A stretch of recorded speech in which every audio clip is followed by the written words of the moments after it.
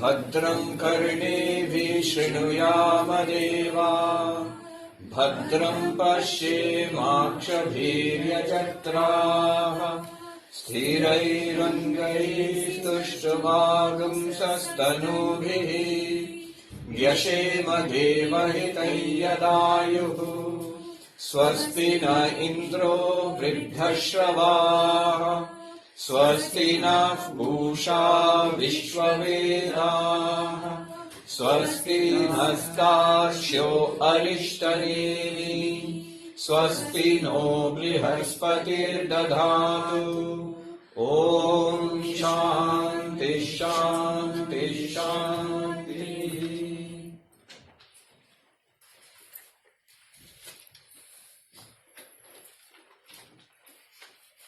Now, we were towards the end of the second chapter of the Mandukya Karika. Remember, the Mandukya Karika has 4 chapters, so almost towards the end of the second chapter. We had done the 35th verse last time, right? What are these verses? From verses 35 till the last verse of the second chapter. Yeah, 38. 35, 36, 37, 38. These 4 are very nice, beautiful verses. Remember, in the second chapter, Gaudapada, he has shown us what it means to say that the world is an appearance. The central teaching of Advaita Vedanta, that Brahman is the absolute reality. There is one absolute non-dual reality, existence, consciousness, bliss. And the world is an appearance. And you are that absolute reality. Brahma Satyam, Jagat Mithya, Jiva Brahmeva Napara. Having shown that, especially the second chapter is concerned with what do you mean the world is an appearance? What is the nature of this experience we are having, this world experience? That was analyzed. After all this analysis, now finally the question is that what do you do with all this? Where do you go from here? What do you do with this knowledge? So 4 verses on what do you do now? How do you become enlightened? So these 4 verses, they are, I hesitate to say they are about spiritual practice. They are actually about enlightenment itself. They are not about spiritual practice in the conventional sense. For example, he's not going to tell you here how to worship or how to do social service or selfless works, how to sit and meditate. No, none of that. One must keep in mind that the Mandukya Karika is just about the final text, the highest teaching of non-dual Vedanta. All those are on the way to this realization. So even when Gaudapada is going to be a little, in our sense, a little practical, but what practicality is going to talk about is the highest enlightenment, how to become enlightened. How do you use this knowledge to become enlightened? So that's what he's talking about. Otherwise, when I say spiritual practice, if I say that, afterwards you will say that he didn't teach us how to breathe, how to say it. He didn't teach us how to chant mantras and sing songs.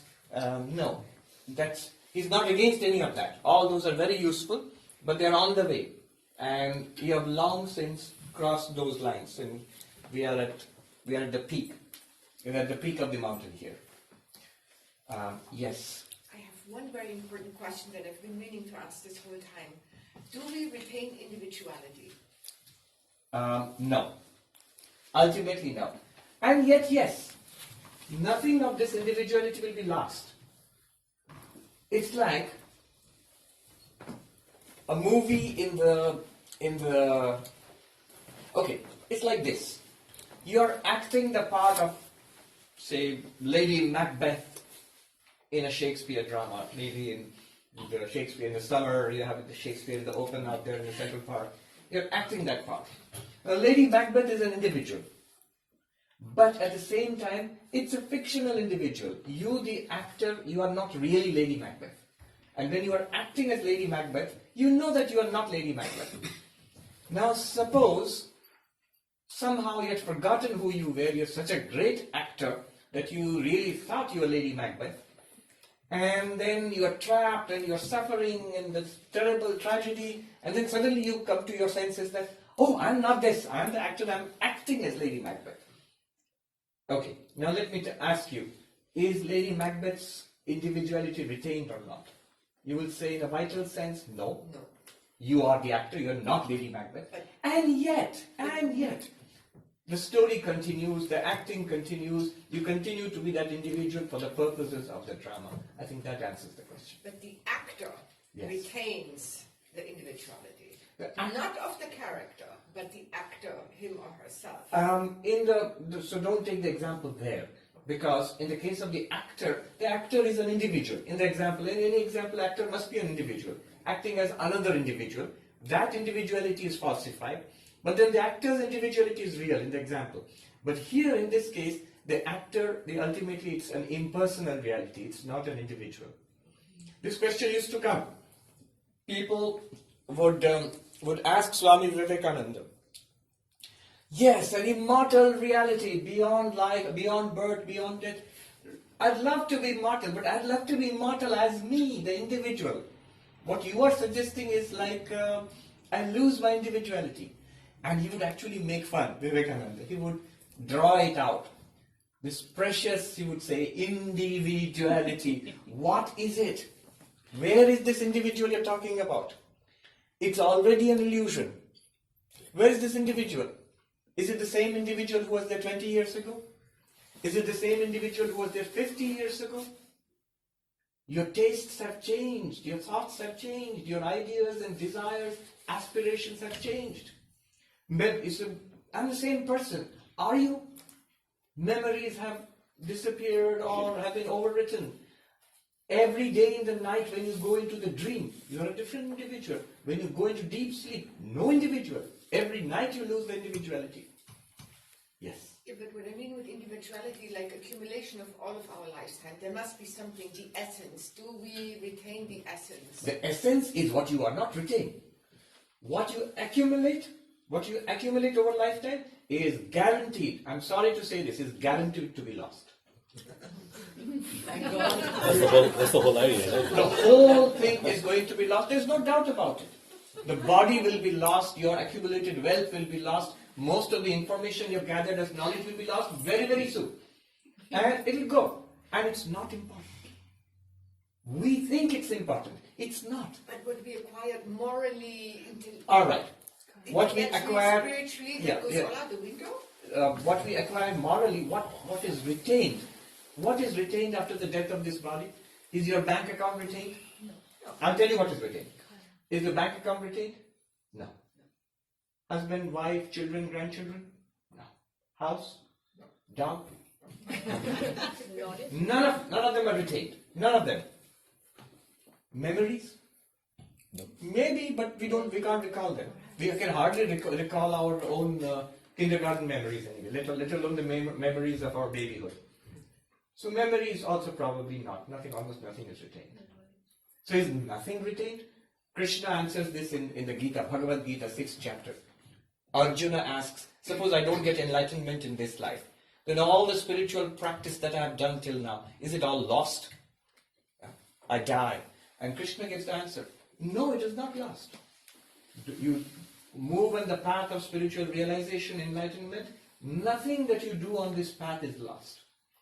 So, the moral progress that we make, in Sanskrit they are called samskaras, the traces, the character that we carry from lifetime to lifetime, good and bad.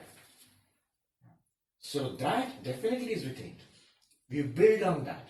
Not memories, but tendencies. Even after enlightenment? No. I'm backing up quite a bit now. Okay. I've gone halfway down towards base camp here. so all that is retained. Where is it retained? In the subtle body, Sukshma Sharira, which continues from lifetime to lifetime, and which is different for each one of us. Over lifetimes we evolve. So through many experiences, happy and sad, we begin to change. Very little. People ask, wouldn't it be nice if we could remember our past births, we could learn our lessons much faster, and we could change? No, you would think that. If I remember that I have been through many births, so I really am not destroyed by birth and death, and if I've committed mistakes, I could learn from that. If I forget, then aren't the lessons lost? What do you think? We do not learn from memory. It's an interesting thing. Otherwise, we wouldn't commit the same mistake twice in this life. And yet we commit it again and again and again. Yet we do learn. How do we learn? It's not a change in memory. It's a change in samskara. Samskara means the inherent tendencies, the sum total of which is expressed as our character. And that changes. Every little child in the same family, siblings, they're different. So the inherent character that we get from past births, that changes. And that changes over lifetimes. So it's not that we remember things in our past life, but if we had experiences, maybe with addiction, maybe with some problem or the other, we suffered a lot.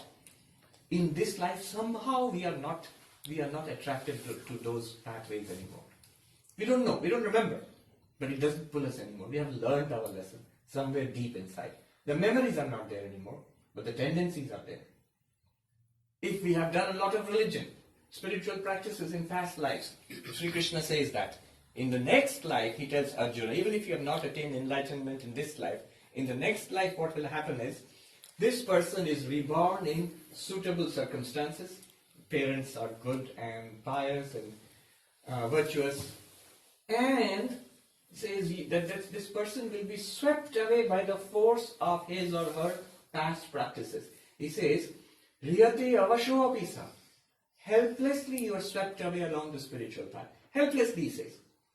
Not consciously. Oh, I memorized up to the 6th chapter of the Bhagavad Gita last time. Let me start with the 7th chapter this life. No, you won't remember that. But you will take to spiritual life. Whatever religion you are born into, whatever place, whatever spiritual teachings are available to you there, and those things will become available to you. And you find them. Teachers come, books come, circumstances come in such a way that you are sucked back into that path again. So this is what is carried over from lifetimes. Two things happen. One is our own tendencies along this path, spiritual path, and the universe sort of conspires to give you what you need. So that's what happens. And it's a long journey.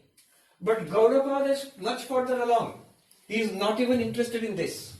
He says this is what exactly you have to get rid of.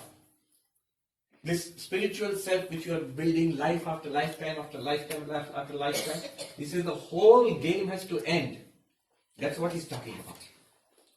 Beyond this subtle body with its own tendencies, mixture, the little bundle of tendencies we carry from lifetimes.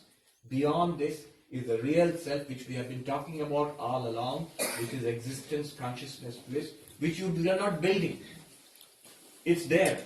It is the reality. It is what you are. It is what you are searching for. But is it different from you and her and him? No, it's one. The subtle body is different for you and her and him and me. Physical bodies are different. Physical bodies are even different for you, lifetime to lifetime to lifetime. The subtle body is the same. That's what you define as yourself, the individual sentient being. But beyond the individual sentient being is one impersonal reality. That existence, consciousness, bliss we are talking about. As long as you don't like that idea, you want to stay away from that idea, that impersonal consciousness, one consciousness, is God to you. But here, again let me point out, we are at the end, we're the very end of spiritual knowledge. Vedanta literally means the culmination of all spirituality. And this book is the culmination of Vedanta. Here it is telling you, you are that which you are searching for. The God you are searching for. That absolute reality you are searching for. You are that. Not this person that you think yourself to be. Then what will happen at the end of it? It's not that this person will become free. You, the impersonal reality, you become free of the person. You become free of what you consider yourself to be.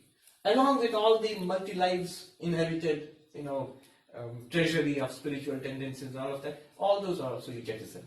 Because you are perfect. You don't need to become a spiritual person. The real you. This individual is climbing its way upwards. That's why I'm telling again and again. Finishing school. In the introduction to Ashtavakra Gita, Byron, who translated it, He says, after all the religions have spoken, the philosophers have had their say and fallen silent, after even the great scriptures of humanity, the different scriptures of the world have had their say and fallen silent, Ashtavakra begins. Ashtavakra Gita. If there's one book which is higher than this also, it's the Ashtavakra, which we will do sometime. I promise to finish it one day or the other. We'll touch it. But what he means to say is true of this book also. That Vedanta is basically the culmination.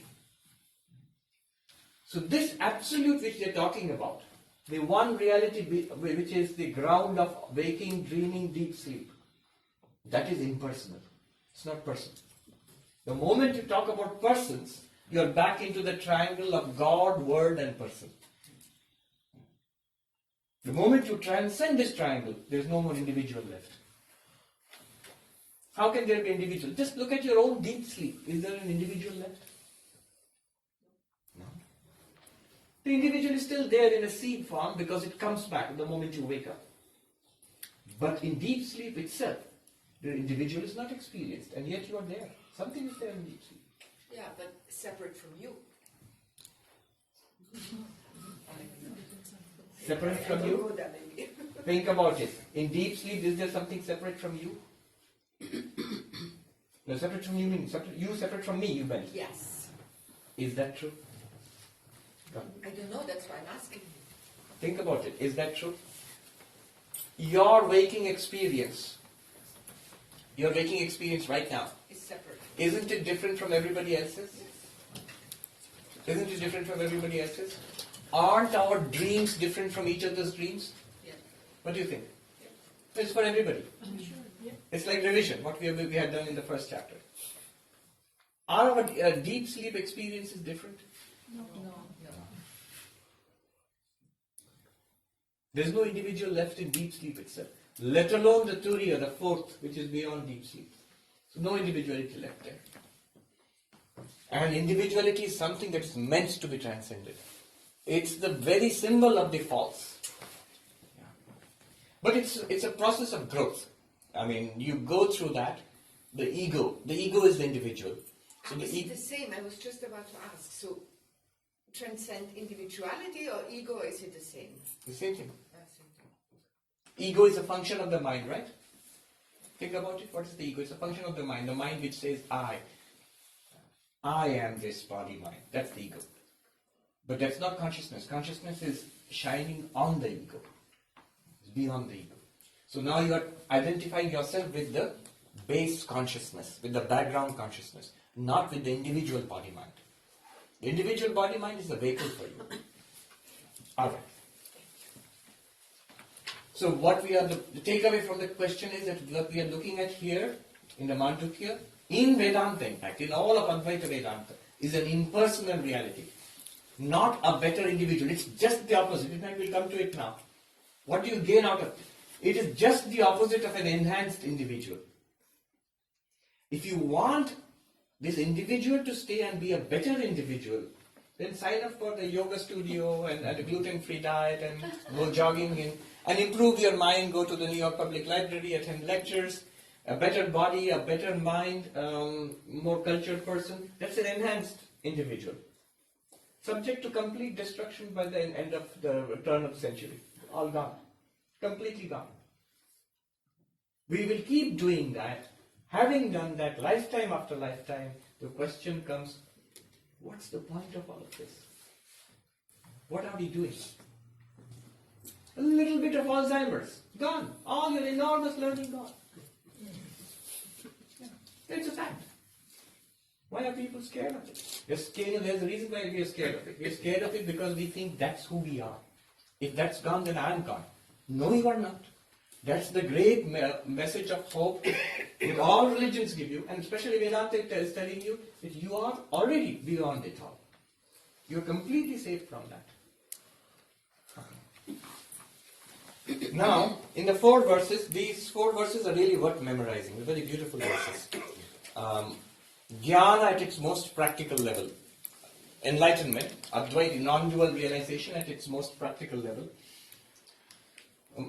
Practical is the word I would be careful of using. It at its most vivid level. He's going to talk about it. 35th verse was Vitaraga Bhaya Krodha.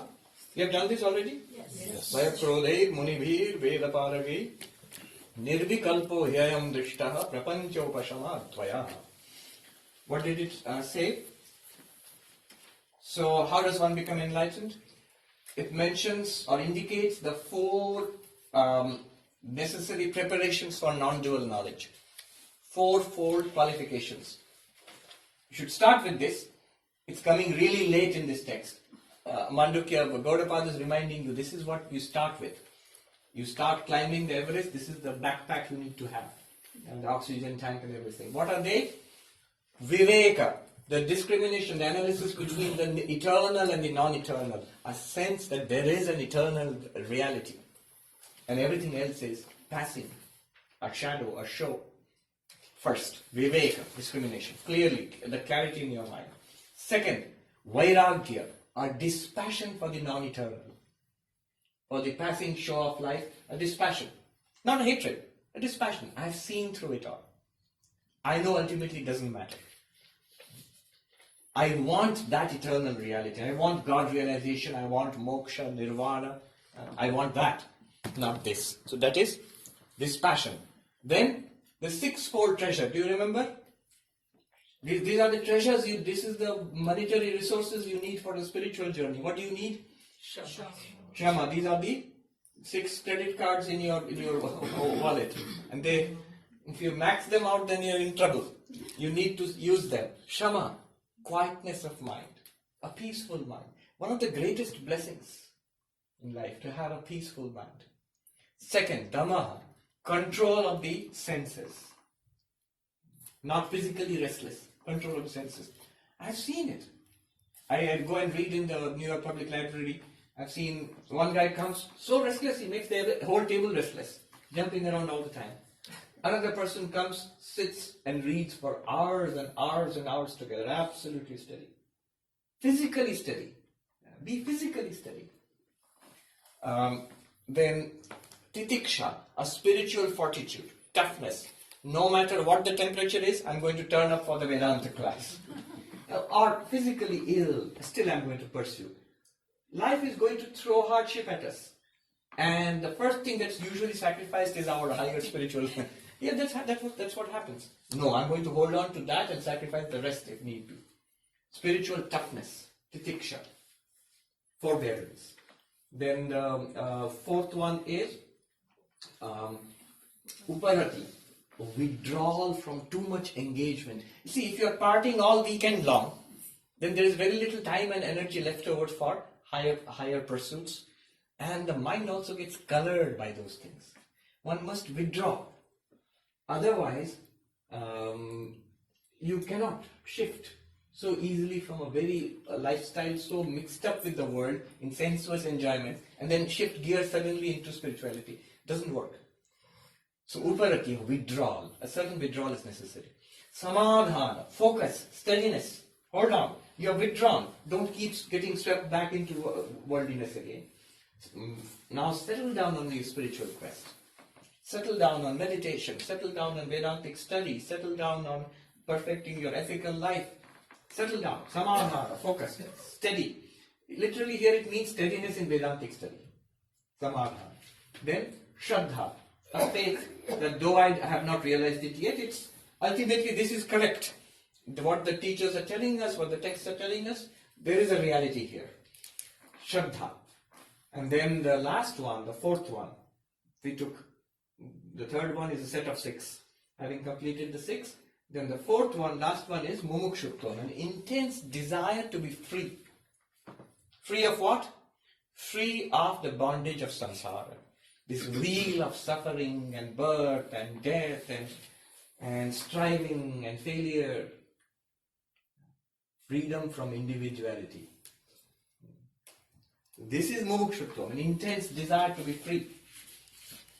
So he has indicated those 4. Those 4 qualifications are necessary. Keep your eyes on that. When you are driving, you keep your eyes on 3 or 4 dials. You know, the gas and the engine temperature and the speed, and on the drive mirrors behind you. So you keep your eyes on those things. Similarly, in spiritual life, you have to keep your eyes on these fourfold qualifications. Are they strong, or am I running low in any of them? Usually trouble is because I'm running low. Trouble is not really with Vedanta. Trouble is with those lack of those fourfold qualifications. I remember talking with a great Vedanta teacher, one who was considered to be an enlightened person, Jivan Mukta, enlightened while living. So I was asking him, I didn't dare to say, is this enlightenment? But I would just say, so what do you think? This is my understanding of Vedanta. And he says to me, back to the basics, young monk.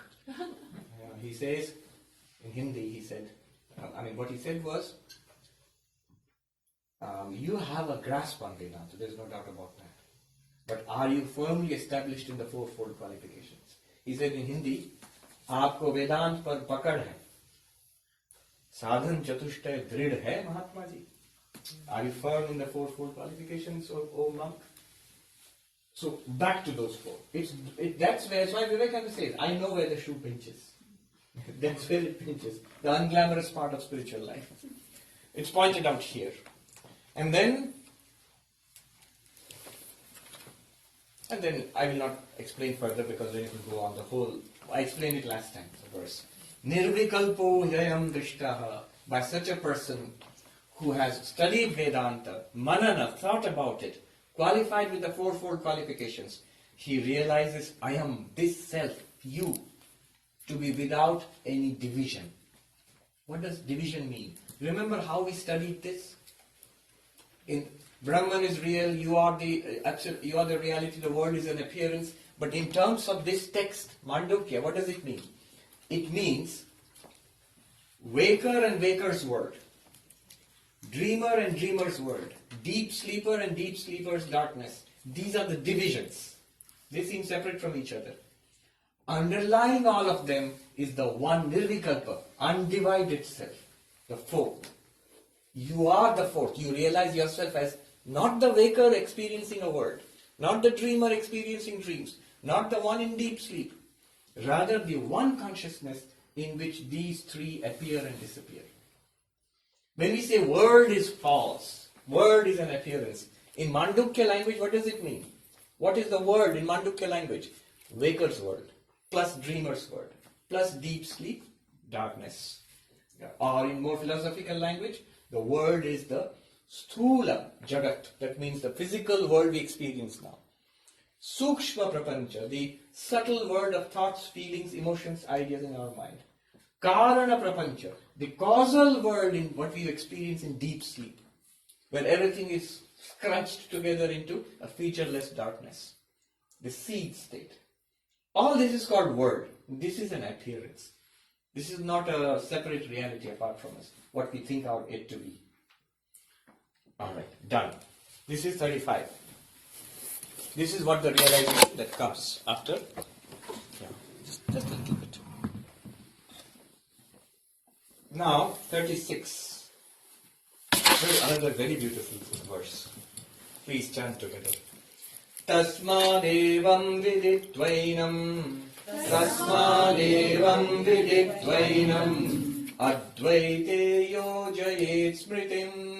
Advaite yojayetsmṛtim. Advaitaṃ samanuprāpya. Advaitaṃ samanuprāpya. jaḍavallokamācaret. Jaḍavallokamācaret. Therefore, knowing it to be thus, so you should understand what is meant. Otherwise, the translation is knowing it to be thus, knowing what to be what. One should fix one's memory on non-duality. Having attained the non-dual, one should behave in the world as though one were dull-witted. Okay, what does it mean? The question here is, after enlightenment, what should you do? That's one question. So what do I do next after I become enlightened? Or how do I live? In Sanskrit, kimacaret. How does one behave? How does the enlightened one behave? What will I do after? Suppose I do accomplish this. When you study Advaita Vedanta, you get the feeling of imminent enlightenment. One person was attending the Gita class. He said, just listening to the teachings of Krishna, and I was thinking, it's so close. I can realize it now. So, if enlightenment is imminent, my God, then what's the plan for after enlightenment, post-enlightenment plan? What do I do? So this is the answer to that question. What does he say? Advaite, tasmādevaṃ, viditvainam. Having realized the self to be such. Such means the one non-dual consciousness, which is the foundation of the waker and the waker's world, dreamer and dreamer's world, deep sleeper and deep sleeper's world, the turiya, the fourth. Having realized, I am that.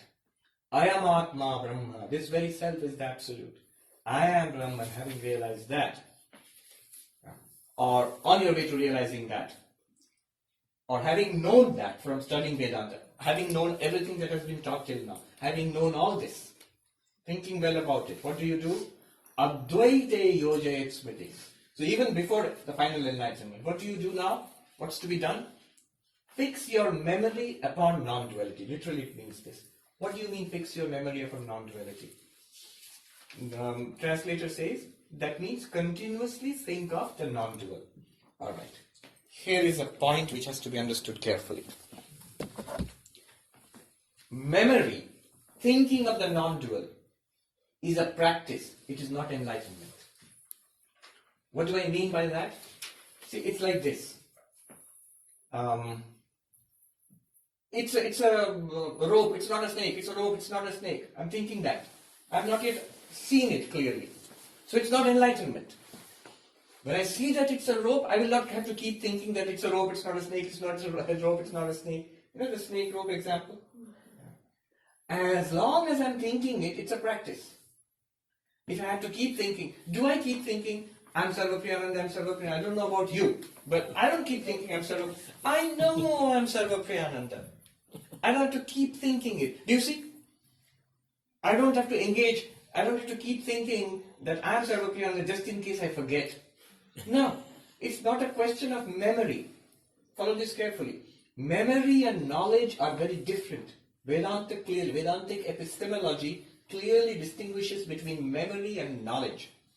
Jnana and smriti. Smriti means memory, and smriti is not regarded as knowledge. Smriti is not regarded as knowledge. What is knowledge in Vedanta?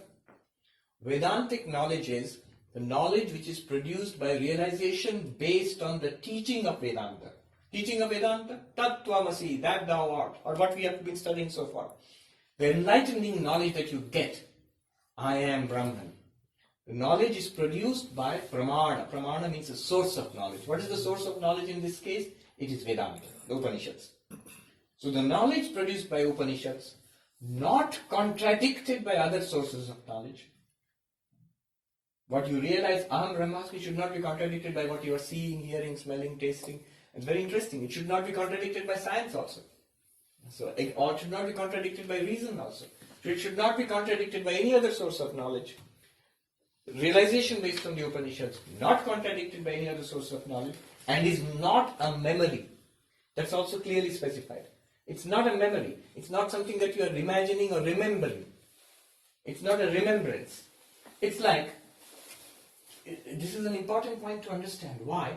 Many people at this point think that the real thing is this. And Gaudapada himself says, fix your memory on non-duality. So I must keep on remembering that I am Brahman, right? That's what we have to do. The same monk who I just mentioned, the Jivan Mukta Purusha, I can tell you his name, he's passed away, so he's Ramananda Saraswati. He was like a wandering monk in the north of India, in Omkareshwar. I met him in Kankhal, which is Haridwar. So I was there in the conversation. A young monk is questioning Ramananda Saraswati and comes to this point, exactly this point, and says, at least we must hold on to this, right? I am Brahman. Forget everything else. But this is what we must focus on and stay with it. I am Brahman. And Ramananda Saraswati very earnestly says to him, this is exactly what you must not do. In Hindi he said, yahi to nahi karna hai, which is shocking. Why? Think about it. Back to the example of the actor playing Lady Macbeth, for example. Does the actor continuously have to think, I am the actor, Miss So-and-so, and I am not Lady Macbeth. I must keep this in mind, otherwise I might forget. I might disappear and only Lady Macbeth might be left over. Does any actor think like that? No. No. Why? What is the difference between the actor's individuality and Lady Macbeth individuality? The Lady Macbeth individuality is entirely superimposed. It depends, it's for its existence, it depends on the actor thinking and acting like Lady Macbeth. The actor tries to feel like Lady Macbeth, act like Lady Macbeth, speak the lines of Lady Macbeth, and then for that time she is Lady Macbeth. But she knows, effortlessly she knows that I am not Lady Macbeth, I am Miss So-and-so, the stage actor. And that knowing, follow this carefully, that knowing is not a memory. It may be there in the memory, but it's not a memory, it's knowledge. It's not a thinking. It's not a put-on identity. It's what you already know yourself to be. You don't have to keep it up with effort. The Lady Macbeth persona has to be kept up with effort. The moment you stop that effort, the Lady Macbeth persona disappears. I am Brahman is not like Lady Macbeth persona. It's like the actor's knowledge of his own identity. The actor in Lady Macbeth thing is an example, right? Here, imagine, the actor, the individuality of the actor is also a put-on, a superimposition. Beyond that is the steady light of consciousness which is unchanging. That reality I am. I know it. I don't have to remember it all the time. I don't have to keep telling myself. As long as your non-duality, your enlightenment depends on your repeating to yourself like a mantra, I am Brahman, I am Brahman, I am Brahman. It's not realization yet. It's a practice. Do you see? So this warning, this is how one must understand. Advaite yojayetsmṛtim. Connect your memory, fix your memory upon non-duality. Fix your memory upon non-duality is a practice. It's not enlightenment yet. This point has to be clear. Otherwise, one will think, so this is the end of Advaita Vedanta. One must keep thinking that we are Brahman. No. A pretty senior monk once was explaining it to us, I remember. And he said it's like, that state is like, you have an EEG machine which goes up and down like this, so it's I am Brahman like that. And I was like, no, it is not. This is exactly what it is not. So one may tend to think like that by reading these books, but one must understand what they are pointing towards. Then why would they say, fix your memory upon non-duality? As a sadhana, as a spiritual practice. Keep up shravana, manana, nididhyasana. Continuously rotate the teachings of Vedanta in your mind, dwell upon it, and try to assimilate the teaching. Yes, keep on thinking, I am Brahman, aham brahmasmi, but remember that thinking is not enlightenment. There is something more beyond that, a flash of enlightenment which comes. In fact, this one point I'll make before I go ahead. To sum up this, smriti and jnana, knowledge and memory.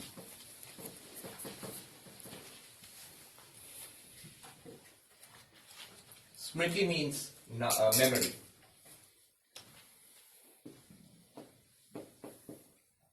Jnana means knowledge.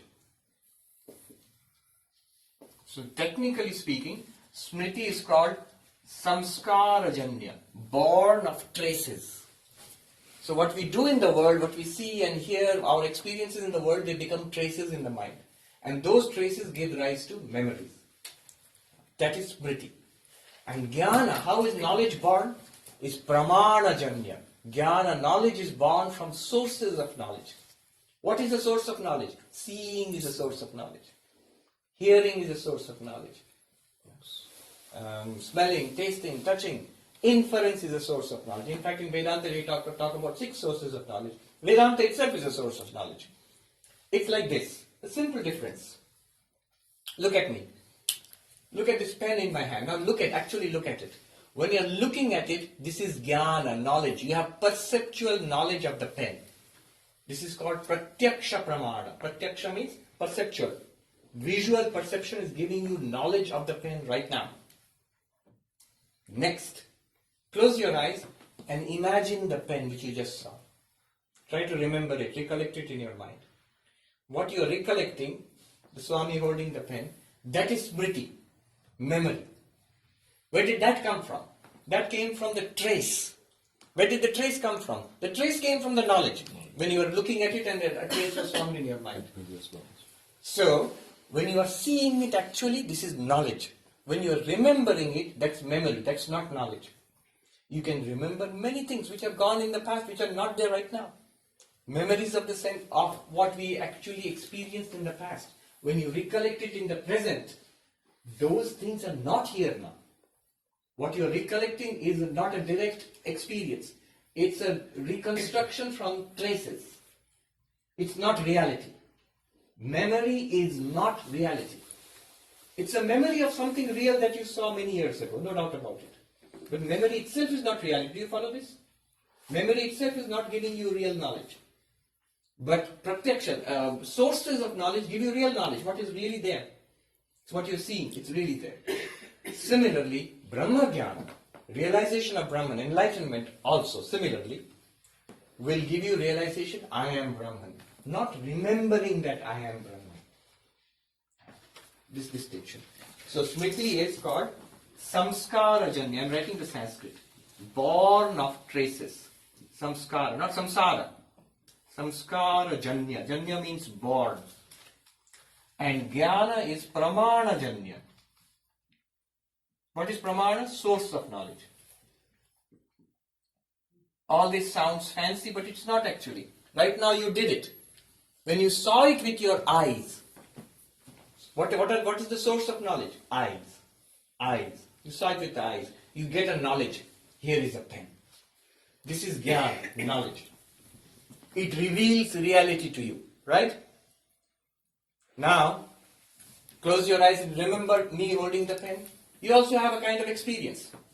But that experience is born of samskara, a trace left in your mind because you saw me holding the pen.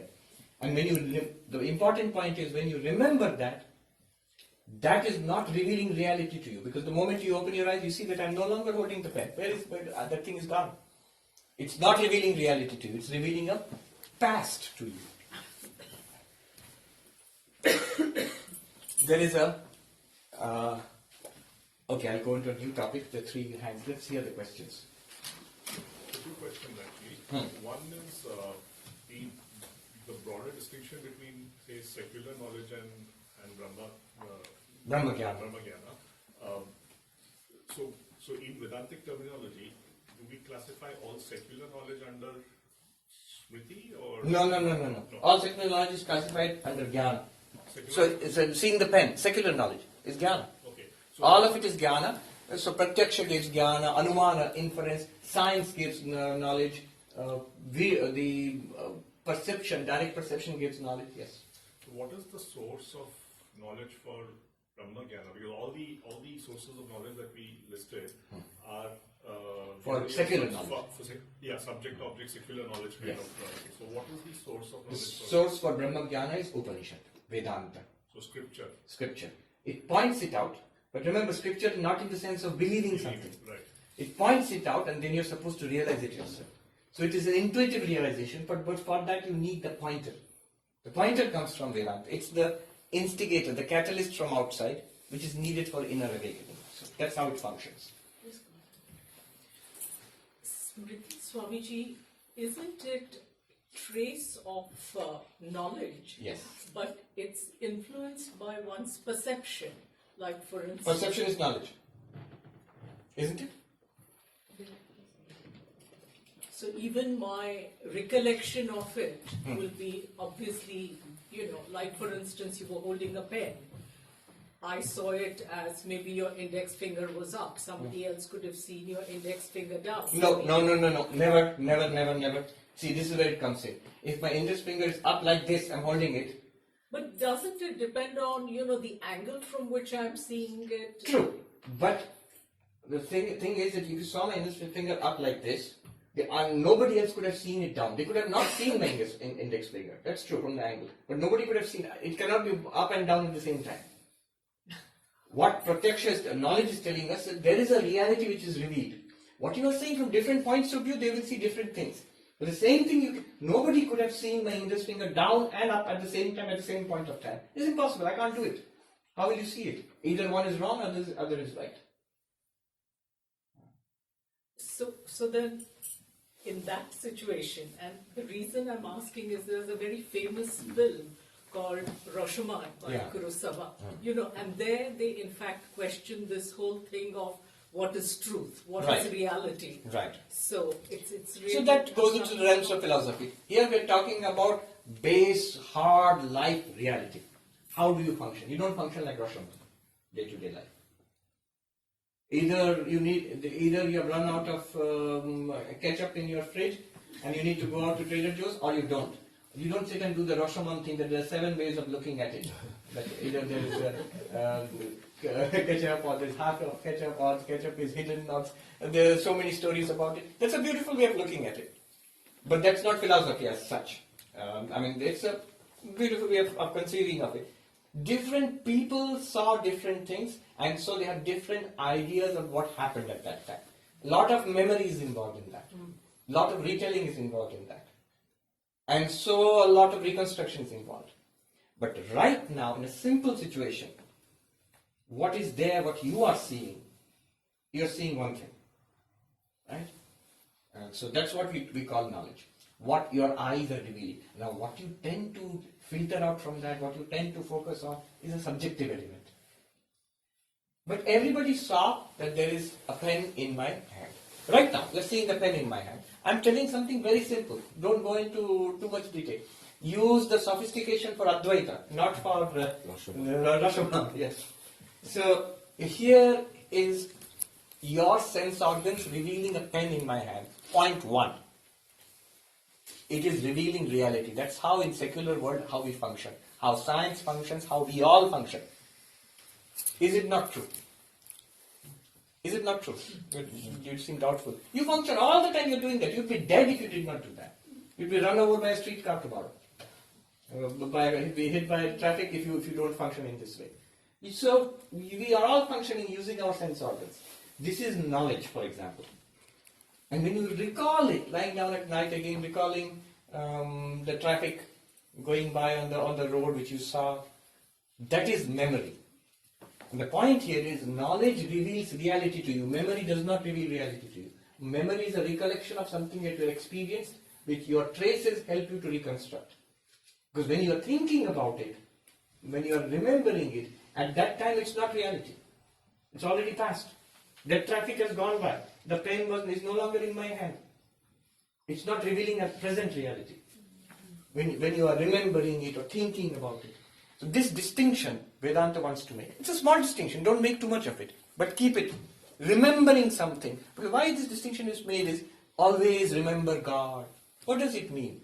My Krishna, Krishna, Krishna, Krishna, I'm repeating. So that's a practice. That's a practice. And it's a good practice.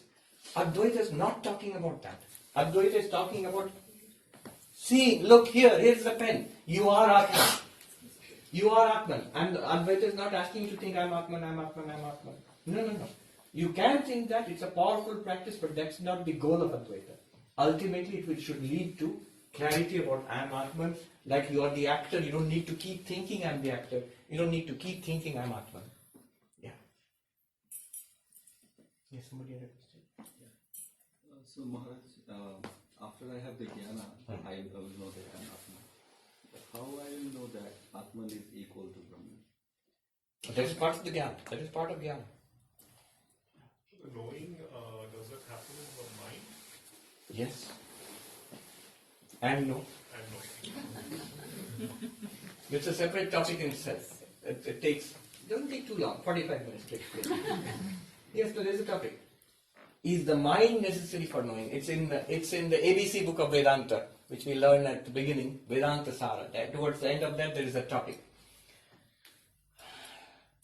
Because we keep saying the Atman is beyond mind, beyond speech. So there are Upanishads Kena Upanishad says, yan manasana manute. What cannot be thought of by the mind, but by which the thoughts in the mind are revealed. Yan manasana manute, yenahur manomatam. That is, tadeva brahmatvam vidhi. Realize that to be Brahman. That's Kena Upanishad, which says that Atman is beyond mind. And yet, there is, I think, Kathopanishad, which says, manaseva anudrashtavyam. It can be known only by the mind. How can both be true? Both are true. And actually, there is a very precise sense in which both are true. What can the mind do in Brahma-jnana and what the mind cannot do? I will not go into the details, but if I were to put it in 2 sentences, it's like this. The Atman is ever revealed, ever shining forth, right now, self-revealed by like this light. Like this light does not require another light to reveal it. The Atman does not require the mind to reveal it. The mind is also revealed by the Atman. In fact, the mind cannot function without consciousness. Consciousness reveals the mind, the consciousness reveals itself. And it reveals the mind. And through the mind it reveals the body and the senses. Through the body and senses it reveals a world. So this is how consciousness is functioning. Functioning is not even a good word. This is how consciousness shines. Upanishad says, that shining, everything else shines. By its light, everything is lit up. Or we might say, you shining, the real you, everything else shines. By your light, everything in your life is lit up. Tameva bhantam anubhati sarvam, tasya bhasa sarvamidam vibhati. That's the Sanskrit. Now, then what can the mind do? The mind can do this. It is the mind, the ignorance in the mind, which is obscuring the fact that I am Atman. So the knowledge which will come in the mind will remove the ignorance in the mind.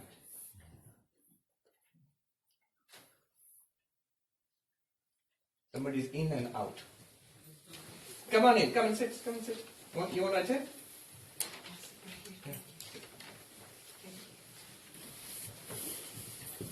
So, ignorance is in the mind, knowledge is also in the mind. Knowledge in the mind removes the ignorance. That knowledge actually does not reveal the Atman.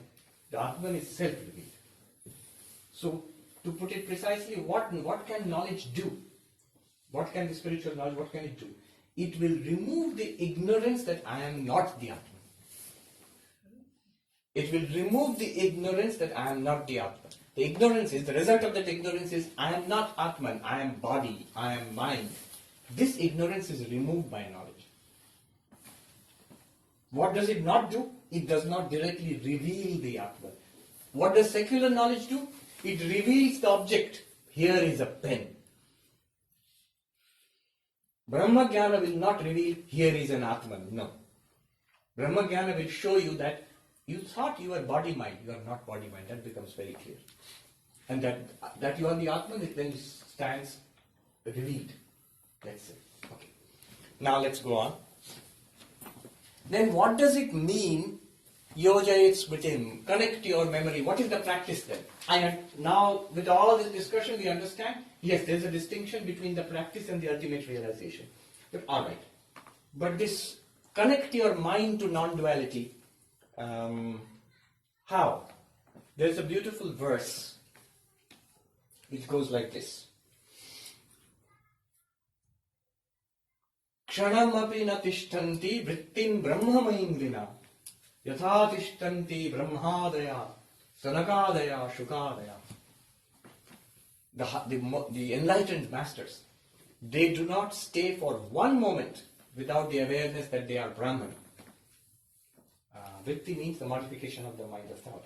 Without the knowledge of Brahman, they are not even for one moment without Brahmamayim. Brahmamayim means pervaded by Brahman. The knowledge that everything is pervaded by Brahman. Without that knowledge, they do not even stay for a moment. Who are these people? Shukadeva, the great Paramahamsa, Shukadeva. Sanaka, the great Rishi. Brahma, the creator, and so on. So they do not stay. Such are the fully enlightened ones who do not stay for even one moment without what is called Brahmamayim Vritti. That everything is Brahman, but here is a thing to be understood. This Brahmamayim Vritti, this final knowledge, highest knowledge, is again, follow this carefully, I'll repeat it, is again of three kinds, three levels.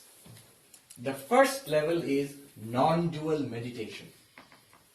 They call it, the three levels are, I'll give you the names, avarta rupa, like waves in an ocean. Second one, brahmākāra vritti, what is literally called Brahma Dhyana, enlightenment about Brahman. What we normally call enlightenment, that's the second one. There is a third one, Brahmamayi vritti, which is talked about in this verse. The all-pervading Brahman, knowledge about the, constant knowledge about the all-pervading Brahman. This third one is called Sahajavastha, the natural state. What it's like is this. Take the case of snake and rope. Now you have done all the due diligence. You have studied that it's not a snake, it's a rope. All the Vedanta teachings have been taken in. You are not the waker, you are not the dreamer or deep sleeper, you are the consciousness in which these three come and go. You have studied all of that. Now stay with it. This is called Vedantic meditation, non-dual meditation. And there are techniques of that. Basically, this is like the waves of an ocean. Continuously, one wave, after that another one, after that another one, after that another one, without break, without pause, without ceasing. It comes after another. They are all ocean waves. Similarly, without giving the slightest chance to the idea, I am a body, I am sick, I am dying, I am helpless, I am sad, I am frustrated, without giving pause for these vrittis, these waves to come in the lake of the mind. Let the waves be, I am Brahman, Aham Brahmasmi, Aham Turiya Asmi, Satchidananda Asmi, Chidananda Rupa Shivoham. I am of the nature of consciousness, I am of the nature of bliss, I am of the nature of Shiva. It keeps on coming like the waves of an ocean. This is non-dual meditation. This is what is meant by yojayetsmṛtim, first stage. What will happen? As you keep doing this, there is a purpose for this. Why do you do this? Because contrary tendencies are there. The mind has gotten into the habit of thinking, I am body-mind. Thinking as body-mind, speaking as body-mind, and reacting to the word as body-mind. As an individual.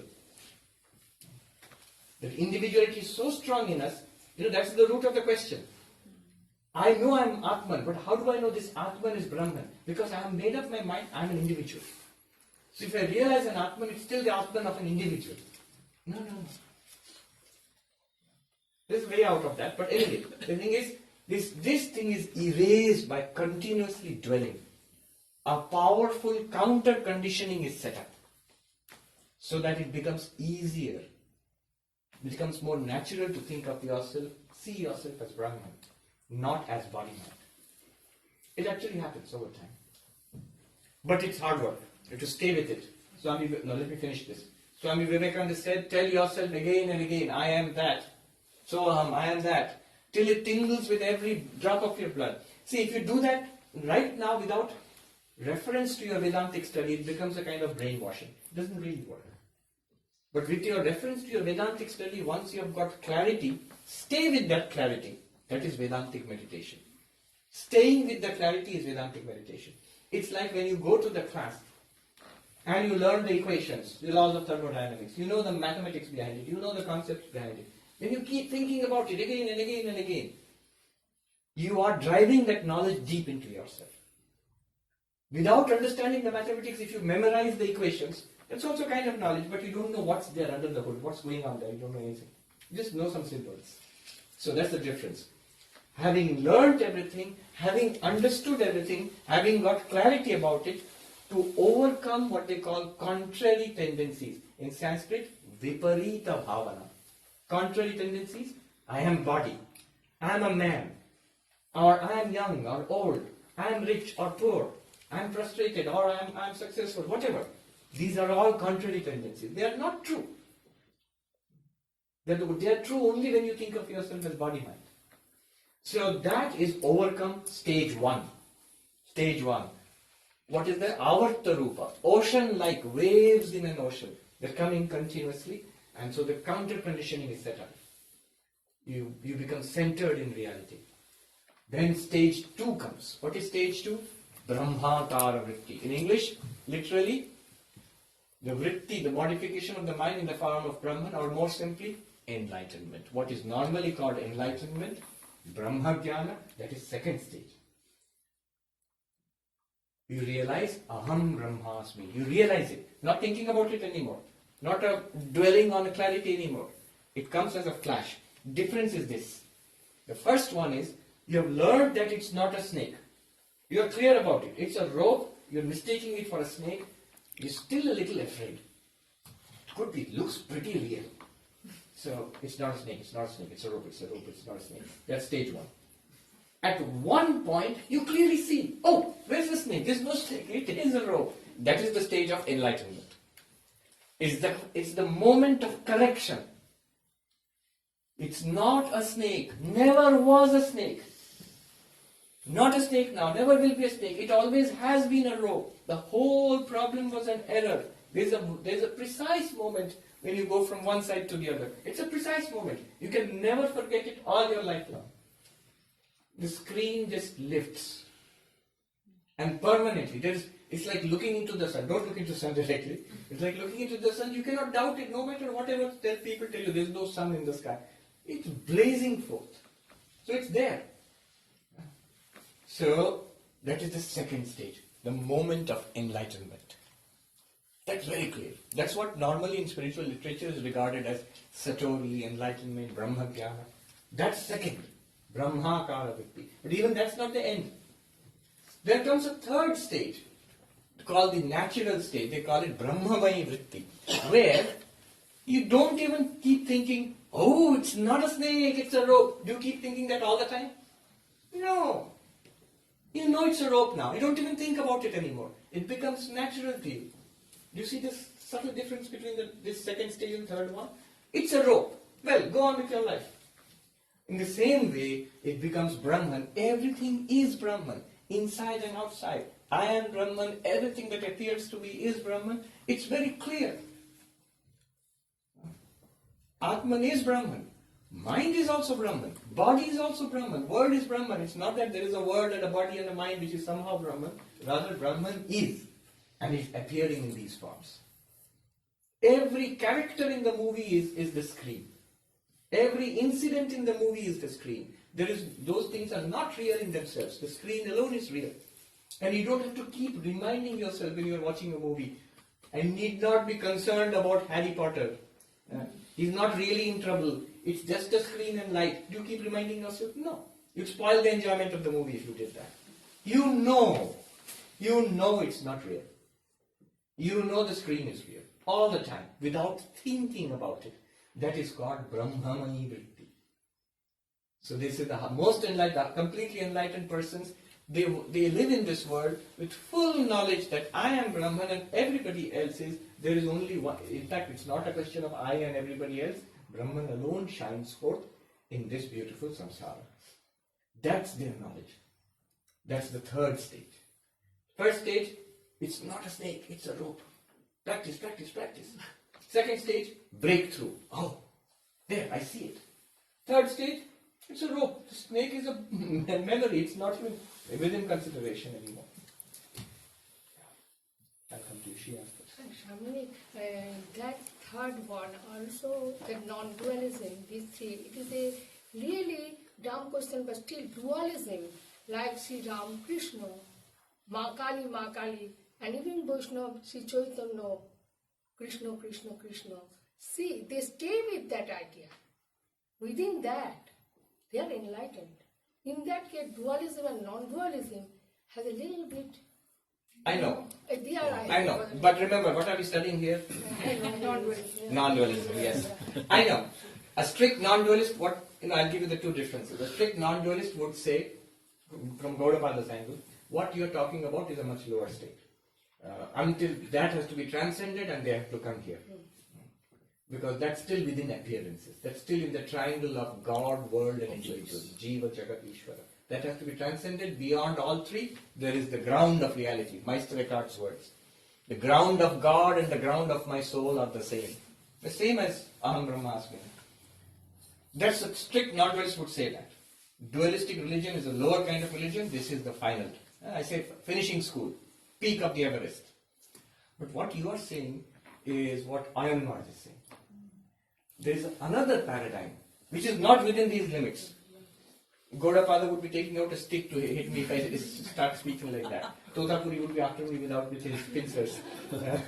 But there is another paradigm, a wider paradigm, in which you recognize these are all paradigms. No matter how sophisticated. This is the most sophisticated form of non-dualism in the world. There's nothing, all my studies I have not come across anything close to this. Advaite Vedanta. And in Advaite Vedanta, Mandukya. Except perhaps Ashtavakra. But which is, again, Ashtavakra is not a philosophy in itself. It's just the conclusion hammered in again and again and again throughout the world. So, this is it. Yes, there is a wider paradigm. And Sri Ramakrishna would say, fine. What is the need for so much talk? Realize it, taste the mango and be happy. And don't say your mango is better than mine. You have to taste it this way to taste the sweetness. He gave the example. Whether you taste it in this way, or you taste it like this, or you taste it upside down, it will taste exactly the same. I'll come to you. You have a question? By definition, the second stage cannot be a result of the first stage. It will be a result. But Brahman is beyond cause and effect. Yes. Brahman is not produced by the second stage. Remember, enlightenment is produced by the second stage. What is enlightenment? It is removal of the doubt that it is removal of the wrong notion. I am not Brahman. By repeating, by practicing that it is not a snake, it's a rope, you did not produce the rope. You only removed the error that it's a snake. In the case of Brahman, you only removed the error that there is no Brahman, I am a body-mind. That is removed. Now you realize it is Brahman and I am that. That's it. But you did not produce Brahman by all these practices. Brahman is not something produced. It's always there. Yeah. You have a question? Yes. I have been reading the, I hope you say this right, Mandukya. Mandukya. This is what we are doing now. On Yes. my own, it's my first time coming here. I did attend the interfaith conference that you had a few weeks ago, and it's been something that I've been trying to work on my mind, in my mind, to try to find a unity between various faiths. Yes. In reading this, and correct me if I'm wrong, it seems to be pointing towards all religious thought as being, and also the creation as being part of Maya. Yes. Correct. Right. Part of Maya. Now, I yes. have been, to reach a certain stage of enlightenment in this regard, is kind of scary. It is true. But remember, though it is part of Maya, what would Gaudapada say to religious thought? There is a part of Maya like greed, lust, worldliness, which traps you in samsara. And religion, whichever form it is, though it is part of Maya, from Gaudapada's perspective, it's still dualistic thinking. It sets you free from samsara. It leads you to the non-dualism. Though it is dualism, without its help you cannot reach non-dualism. So dualism is of two kinds, helpful and not helpful. The not helpful kind traps us in worldliness, in suffering and sin and sorrow. Yeah. So, and correct me if I'm wrong, coming from monotheism, even though it's one and mono, Yes. is dualism. Yes. Swami Vivekananda pointed out here. See, the Abrahamic religions make a big deal out of monotheism. It's childish from an advaitic perspective. Swami Vivekananda said, I am afraid your much vaunted monotheism is but halfway house.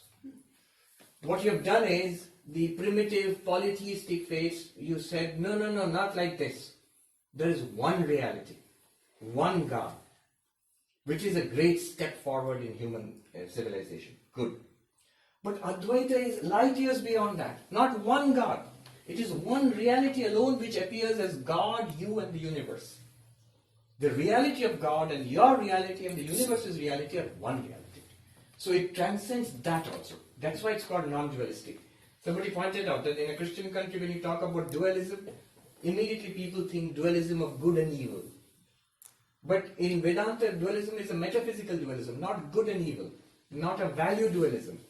It's whether there are multiple realities or one reality.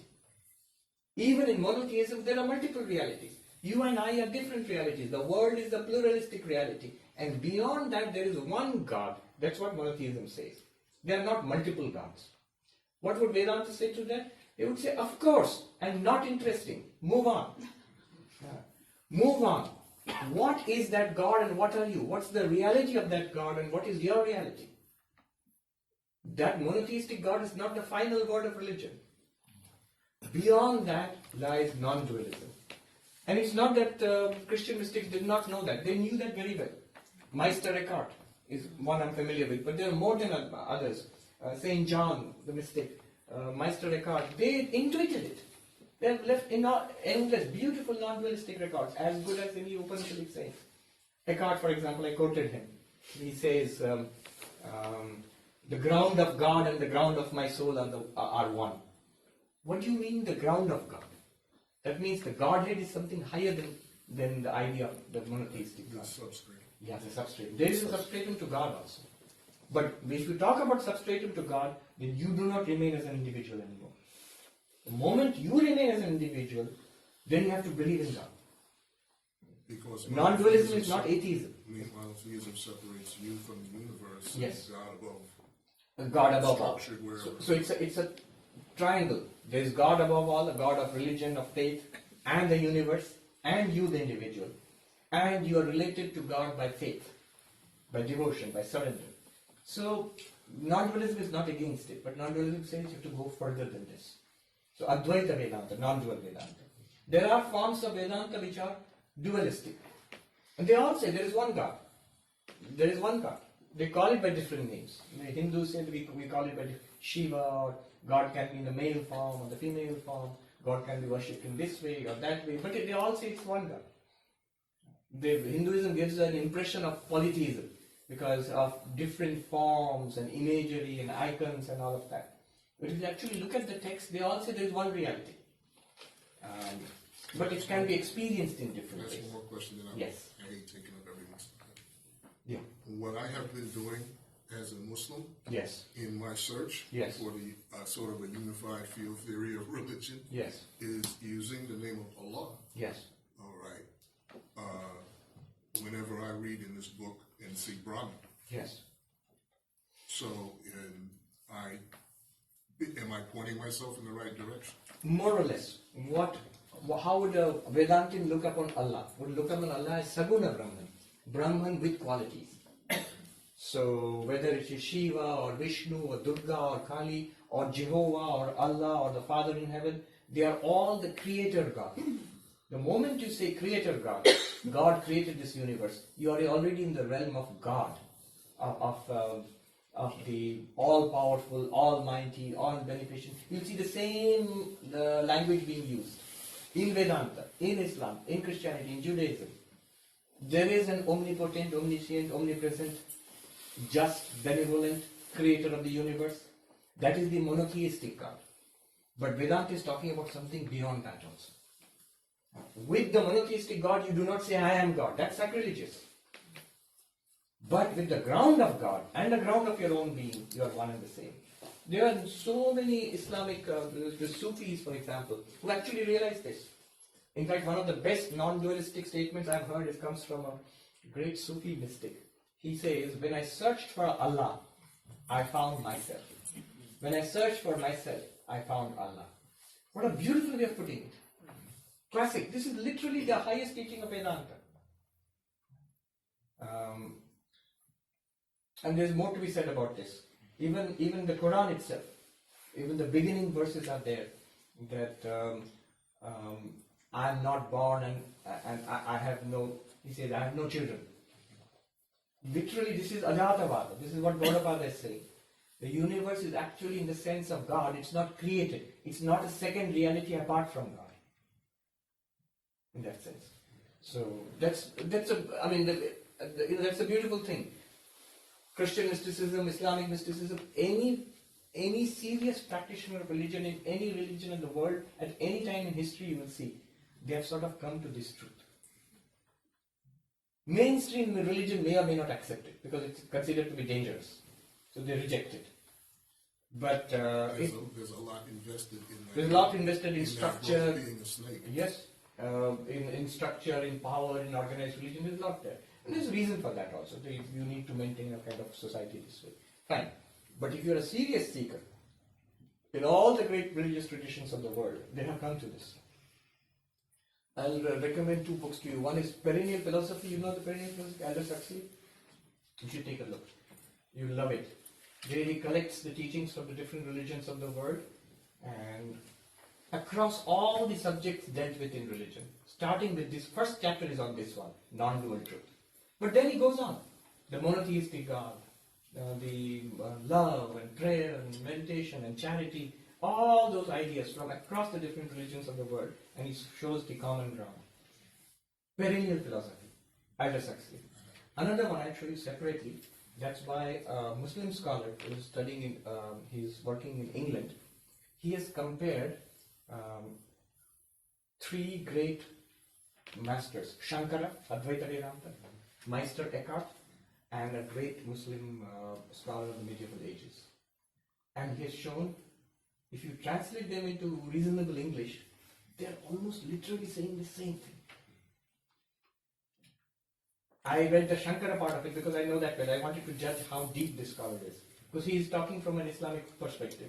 So if he has done a good job on Shankara, then I know that in his own tradition also he must have done a good job. And I'm glad to say he has done a good job on Shankara. I can say his interpretation is authentic. So that's a very beautiful book. But it's a dense book, so it's not very popular. I'll show it to you. It's called Paths to Transcendence. Paths to Transcendence. He's a Shia scholar working in England.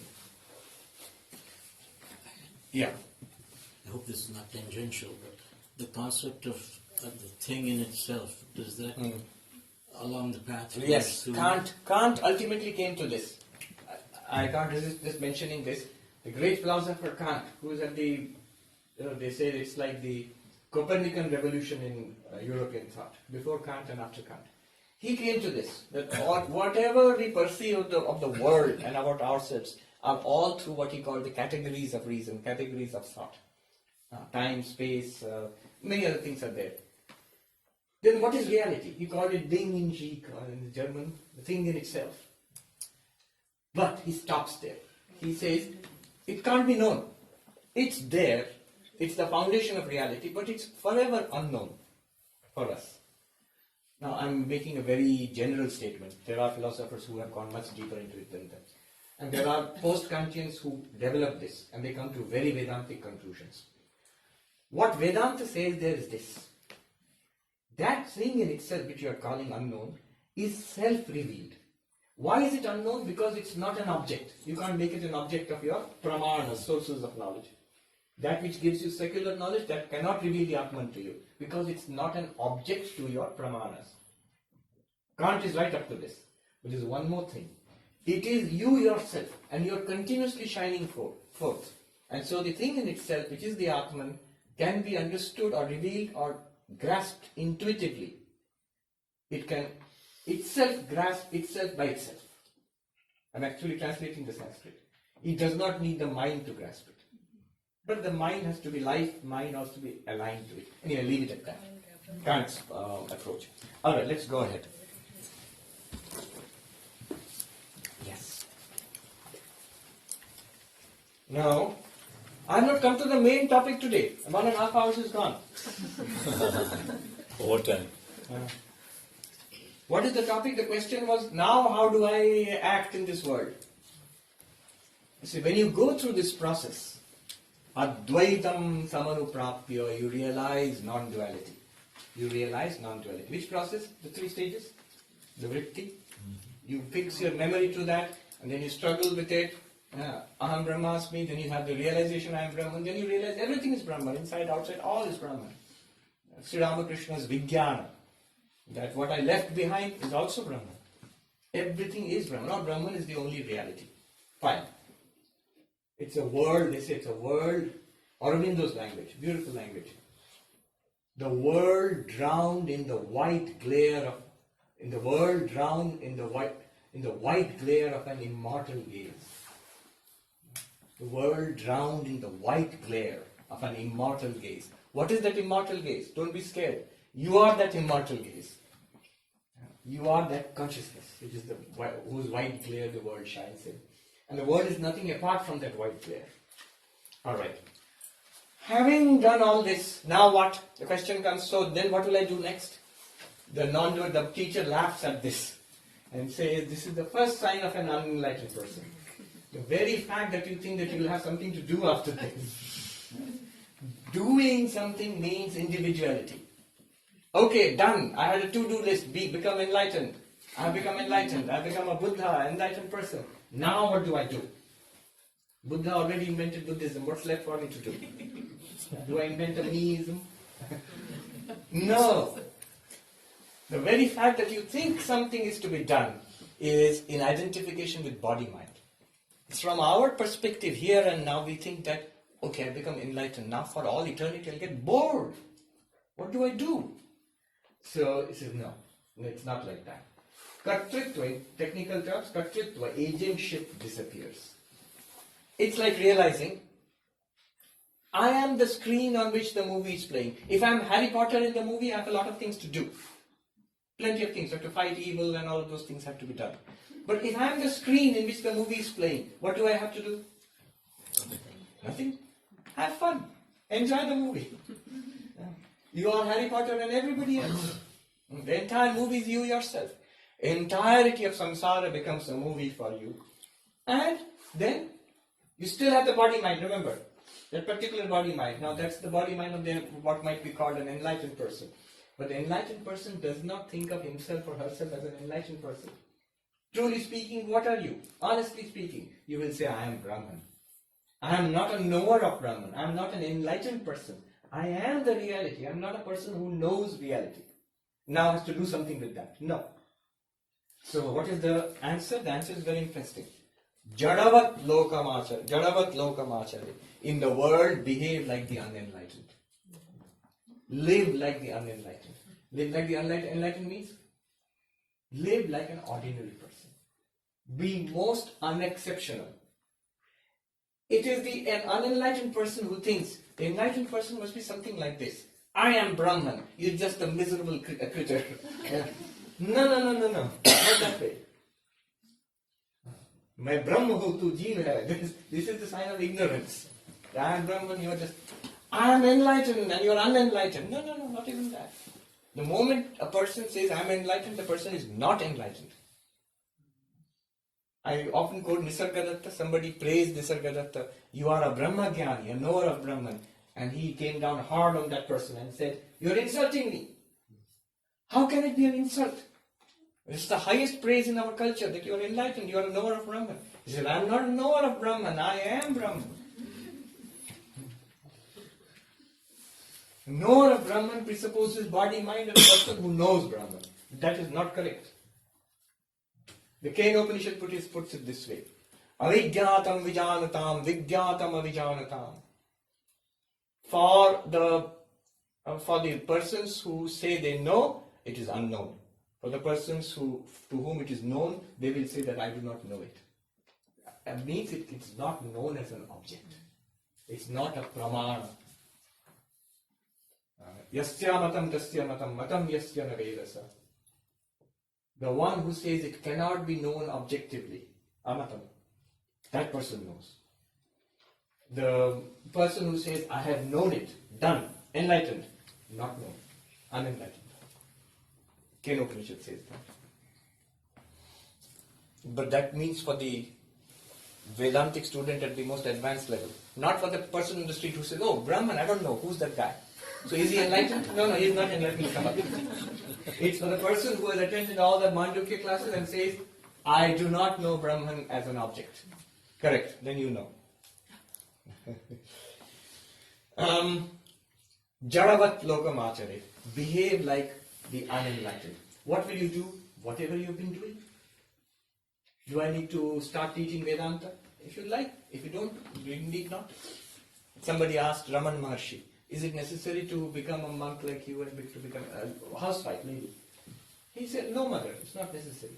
Then why are you sitting in a cave? She's sitting in a cave wearing a diaper? Well, she didn't say that. Why are you sitting in a cave? He's wearing a loincloth, so we're sitting in a cave. He said, that is my karma, mother. Your karma is that you are born in that situation, you're working in the kitchen there. That sounds all right. You can. both of us can be equally enlightened. There is a verse which is popular, strangely enough, it's popular among monks in the Himalayas about realization, enlightenment. Generally not shared. I'll tell you for the first time. It goes like this. There's slightly objectionable part at the beginning. I'll tell you why it's not shared also. It goes like this. Krishna bhogi shukas tyagi nripo janaka raghavo vasishtha karmanishthascha sarve te jnanina samaha. Krishna, Rama, Janaka and Vasishtha. Who is Rama? The incarnation of Vishnu. Who is Krishna? The incarnation of Vishnu. The God, incarnation of God. Shuka, the great sage, the epitome of a monk, the highest enlightened person, all renouncing, world renouncing. Vasishtha, the great sage who was the ritualist, all Vedic rituals he would do. Now it says, the verse goes, that's why the beginning is a little objectionable, people might get annoyed. Krishna bhogi. Krishna is a householder who enjoys all the pleasures of the world. Why? Because the story goes, he had 16,000 wives. So, the very number itself shows it, there must be some other meaning to it. The gopis of Vrindavan, they're supposed to be 16,000 in number, and they're all said to be the lovers of Krishna. So that's why Krishna is called the bhogi. But what does it mean? See, there's a Vedantic interpretation. There are many interpretations. One interpretation is the gopis were all devotees of Krishna. Another interpretation is Vedantic interpretation. We generally, actually it's been calculated, I found in a psychology text, discrete, we have in a waking day 16,000 discrete thoughts. Approximately 16,000 repetitive, but each thought can be individually identified, approximately 16,000 thoughts. There's a calculation like that. Which means, if all the thoughts are about Krishna, so those thoughts are the gopis, which are about Krishna. Each thought is about Krishna. So that's one interpretation. Anyhow, but because the way the verse is stated, Krishna is the enjoyer of the world, bhogi. That's why some people might be annoyed. So that's why it's not generally, but it's popular among monks. I heard it in the Himalayas. What does it mean? Krishna, though he appears to be a bhogi, Shukadeva, he appears to be the greatest tyagi. He has only a loincloth, nothing else in the world. And Janaka, the king Janaka, and Ramachandra, both are Ripo, they are kings. They are engaged in the affairs of the world. They are very busy people, powerful people. And Vasishtha, the great sage, he's a ritualist, all the time performing puja and havan and all of those rituals, Vedic rituals. All of them are absolutely the same as jnanis, as enlightened people. Their realization is exactly the same. Does somebody have more realization or less realization? No more realization or less realization. Brahma Jnana, the full enlightenment, is present in all of them. Which shows, what should I do after enlightenment? Choose. Keep on living. Whatever is the karma of this particular body and mind in which you have attained enlightenment, that karma will continue. Sri Ramakrishna put it this way. He said a clerk was put in prison. Then he was released from prison. So when the clerk is released from prison, what will he do? Sri Ramakrishna put it this way. Will he dance the jig, or will he go back to being a clerk? In Bengali, he'll go back to being what he is. And Holy Mother put it in a more gentle way. She said, after enlightenment, does it mean the person grows two horns? You realize your oneness with Brahman, that everything is Brahman. That's what you realize. Everything else will continue. And somebody said, oh, I won't be special. The moment you want speciality, that's a sign of not being enlightened. That's one of the clearest signs that I want some speciality here, this body. At least my face should shine, with an unearthly light, a halo. Or something. I should have like MA, BA, PhD, and then enlightened qualification. In Sanskrit, this is called Vishesha, something that sets you apart from everything else. Then you are not enlightened. What is Brahman? That from which nothing else is apart. Everything is the same to Brahman. Because Brahman is the same in every being, in everything, in the highest and the lowest, in the sinner and the saint. Everywhere Brahman is the same, and you are Brahman. Why would you want speciality for one body and mind if you think you are Brahman? If you have realized you are Brahman? Swami Premananda, whose life we are going to speak about on this Sunday, a very strange episode where he goes to Swami Shivananda and says to Swami Shivananda, oh, enlightened person, tremendous heights. Brother, why do we even wear these ochre robes, this cloth, this shirt? Why should we not dress like ordinary men? You see, even this is unbearable to him, to show any kind of speciality. I remember it's so touching, when he died, Premanandaji, in his room, he was the manager of Veluva, the main monastery, the manager, so he's in charge of everything, all the money and everything. When he died, they found he had two shirts, one on his body and one in his little bag. He had a little half bag, they call it a jhola. He had one more shirt. He had one pair of slippers, one change of a cloth, and a Bhagavad Gita. That was his entire position in the world. So, no question of any kind of separation. One monk, whom I like for he's a very intellectual, talented person. He's written a number of, he writes novels. So, and the main monastery told him, you can't publish it under your name, because, so he has to, the poor person, he has to write it under the, but they're very successful. They are published by multinational corporations, HarperCollins and others. So, he said, I'm going to write, the next novel is going to be about this person who is enlightened, who behaves like just everybody else, just like an ordinary person, as if he is ordinary, but inside he has just sheer contempt for everybody. I said, that's not the sign of an enlightened person. To show outside, I'm just like you, but inside I think, oh, I know Brahman, you don't. That's not the sign of an enlightened person. It's just the opposite. jaḍavallokamācaret. Behave like the unenlightened. Live like the unenlightened. So the question is, I come to you. What should I do? Answer is, whatever comes your way, do it. From your point of view of Brahman, makes no difference. From the karma of that particular body and mind, things will keep coming. As things keep coming, so do it. There's a beautiful verse. The enlightened person sort of glides through life, he says, with a smile. As duties keep coming, he discharges them with a smile. The series of verses is with a smile. The two questions, wait. Yes. Who is enlightened? Excuse me? Who is enlightened? The one who thought he was unenlightened. Who is that? That is Brahman. But Brahman is always enlightened. Brahman is not, need not be enlightened. Brahman is beyond enlightenment. See, the question is, this question comes around. If you think about it carefully, this question will come to you. And Shankaracharya, I'll give you Shankaracharya's answer. 2 or 3 times this question has come in the commentaries. Once, somebody, 13th chapter of Bhagavad Gita, somebody asked Shankara, whose ignorance? Basically the same question. Whose ignorance? Because then the answer will be yours. But you said, I am Brahman. All this time you have been teaching me I am Brahman. Brahman can't have ignorance. So, or if I have ignorance, then I am a jiva who's not Brahman then. So whose ignorance? And Shankara's answer is very interesting. He says, why are you asking? He says, because I don't know.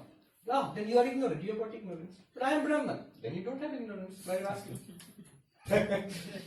Basically, you know what the problem is? The problem is this. The jiva, the individual being. Brahman is not a paradox. The jiva is a paradox. It's because of error that Brahman thinks of itself, feels itself, or acts like a jiva. There is no jiva as such. It is Brahman That's the alone. question I'm going to come back. Why Jiva? There is no jiva at all.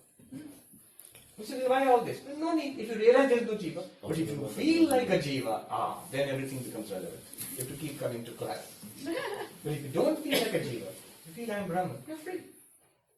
The jiva is a paradox.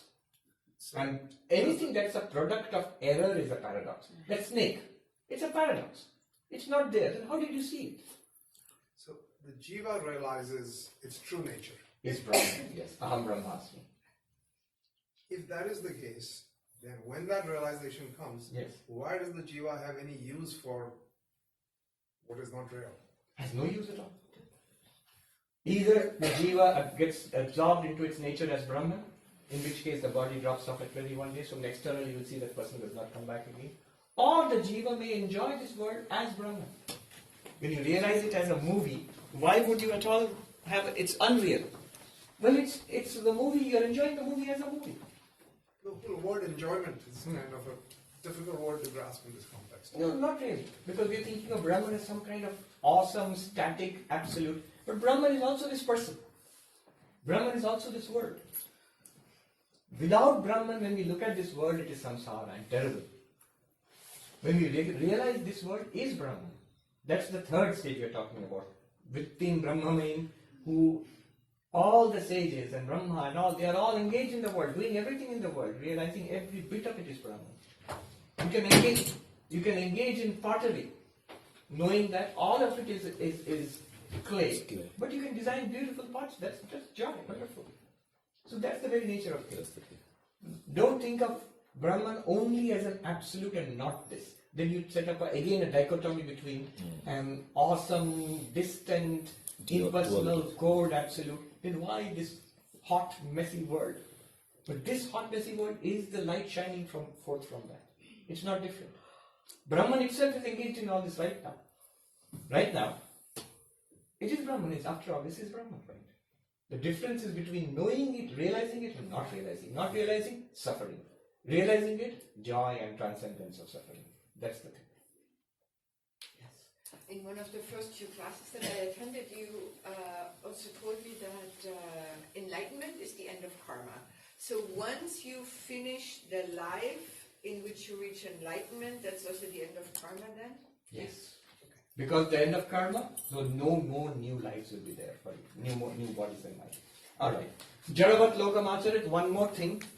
So this person, there are many descriptions. This person behaves, can I go on for a few minutes? Yeah, absolutely. This person behaves as necessary. They say, with women he will behave, suppose he's a monk, like Sri Ramakrishna. With women he behaves just like one of them. The women devotees of Sri Ramakrishna would say, we never felt that he was not a woman.